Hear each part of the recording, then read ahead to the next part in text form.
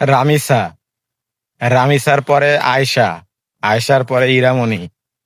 আপনারা কেউ জানেন না, একজন নিয়েই পড়ে আছেন। তো কি বলবো ভাই, এটা হচ্ছে বাংলাদেশ। যখন একটা ইস্যু আসে, মানে সর্বোচ্চ 15 দিন পর পিছনের ইস্যুটা ঠিকমতো তদারতি, ঠিকমতো বিচার না হয়ে ওটা নিপীড়নে হারিয়ে যায়। তো এখন আমরা একটা কথাই বলবো, সেটা হচ্ছে মহান আল্লাহ পাকের কাছে বিচার দেওয়া ছাড়া আসলে কিছু করার নেই। যে যারা এরকমের নৃশংস হত্যা করে, নৃশংস মানে পাষণ্ড কাজবাজ করে, মহান আল্লাহ পাক শুধু তার না, তার পরিবারকেও যেন হেদায়েত দেয়।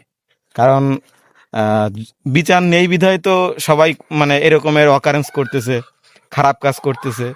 দেখতেছে যে মার্ডার করলে বিচার নেই, খুন করলে আপনার রেপ করলে বিচার নেই, খারাপ কাজ করলে বিচার নেই, ডাকাতি করলে বিচার নেই।